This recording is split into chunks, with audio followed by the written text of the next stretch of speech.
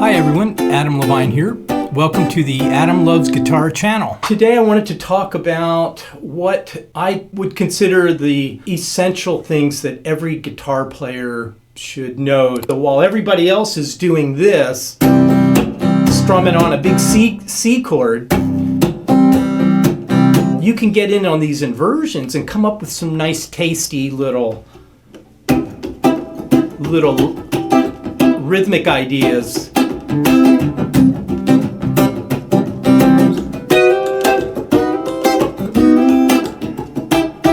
If you've ever wondered why is the guitar tuned the way it is, E, A, D, G, B, and E, it's because as the guitar was developing as an instrument, they wanted to come up with a system where it was relatively easy to play triads on the instrument. And if you don't already know, a triad is a chord that has three notes in it: the root, the third, and the fifth. There's different types of triads. There's major, minor, and diminished, and there's something called the augmented triad. These are the basic building blocks in music. And what we do is we divide the guitar into what are called string sets. If you take the first three strings closest to the floor, that would be your E string, your B string, and your G string. That's called set 1. It starts with the first string. 1, 2, 3. The second string set would be the second string, your B string, third string, and fourth string. So that'd be these three strings. And then we keep going through this process. The next three strings would be the G, the D, and the A string. And then the next three would be the D, the A, and the E string. So set 1 would sound like this. Set 2, set 3, and set 4. And what's really cool is that on any string set, it's relatively easy to play major, minor, diminished, etc. triads. I will demonstrate that now. So for instance, if we take three notes that would make a C chord, those notes would be C, E, and G. And so if I isolate set 1 and I look for C, E, and G, I get C, E, and G. And that's a C chord. Okay, now some of you are thinking, well, this is a C chord, and I'm strumming 5 or 6 strings to play this C chord. And you're right, this is a C chord, but every note that's being used is either a C, an E, or a G. So you have doubling going on. There's two of the same notes, maybe in different octaves or something. So what we're doing is we're trying to find triads that have just three notes, no doubling. Okay, so here's the C, the E, and the G. And if you notice, the C is the lowest note. I'm talking pitch-wise. It's the lowest pitched note. Then on top of that is the E, and then the G. Okay, so if we move up the fretboard, there's another C chord right here. And now the C is the highest note. And then if we move up the fretboard yet again, we get one more C shape like this. And now the C is in the middle of this chord. These are called inversions. And there's 3 different inversions, but I'm not going to get into a whole bunch of theory about that. But basically, the root of the chord, the C, the note C, can either be the highest, it can be in the middle, or it can be on the bottom. Those are the 3 basic inversions of triads. Okay, so I'll give you an example. Like, here's the first C. Next.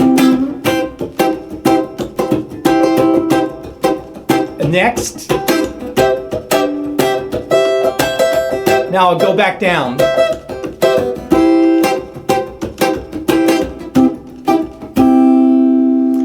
Okay, and If you're a rhythm guitar player in a band, one thing that you want to work on is getting away from playing big fat bar chords all the time. Like here's a big C bar chord.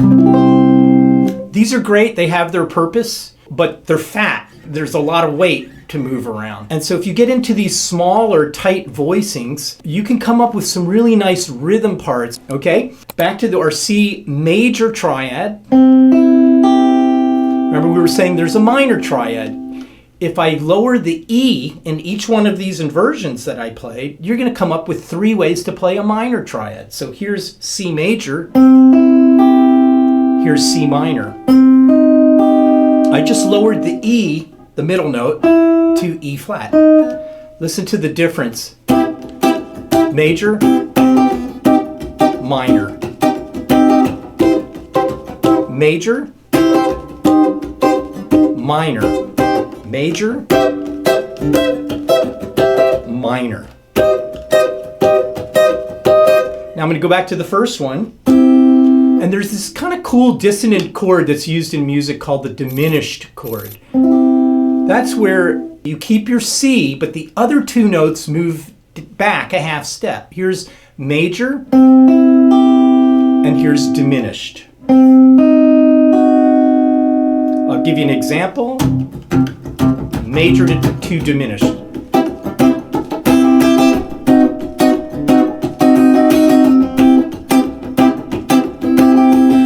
Let's go to the next inversion. Diminished. And one more.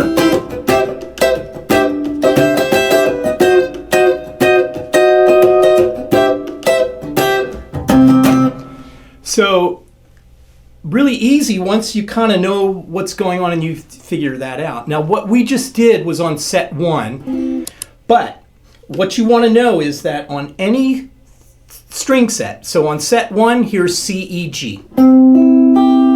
If I go to set 2, that same series of notes is right here. And of course I have all the inversions on the string set. By the way, there's 3 inversions on each string set.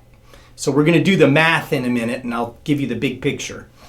Okay, C, E, G. Now if I go to set 3, here's C, E, and G.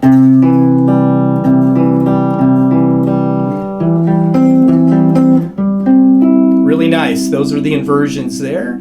On the bottom string set, set 4, here's C, E, G. I can make it into a minor. I can make it into diminished. Back to major. And then there's one over here. And so forth. Let's do the math. There's 4 string sets. Set 1, set 2, set 3, set 4. Right? Now, here's the math part. How many inversions are there of a chord? There's 3 inversions. One has the root as the highest note, one has the root in the middle, and one has the root, the note C, as the lowest. So the big picture is, if you learn those 12 shapes, you've got it. That's all she wrote. There's different keys. You know, if this is a C chord and I want to play a B chord, I just take this shape and I move it back here to B. So what I'm saying is it doesn't matter what key you're in, the 12 shapes remain the same. So getting back to what are some essential things that guitar players need to explore and master. This is a biggie, and these are called closed, C-L-O-S-E-D, voice or voiced triads. Let's say you have a progression like C, 1, 4, 5, C, F, and G. So the C chord, if you played regular chords, here's a C, here would be maybe an F bar chord, here's your G chord, and your C. And you might have something that sounds like this.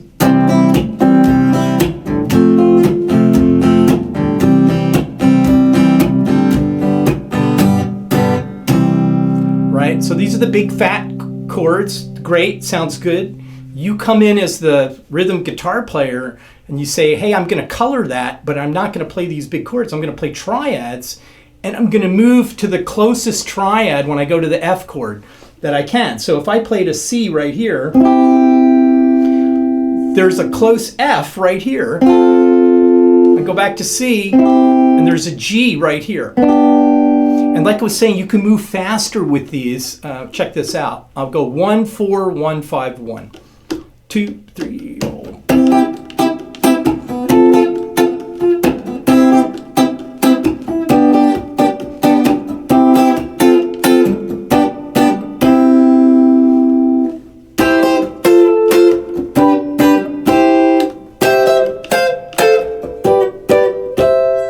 And I could go on and do that 12 different places on the guitar.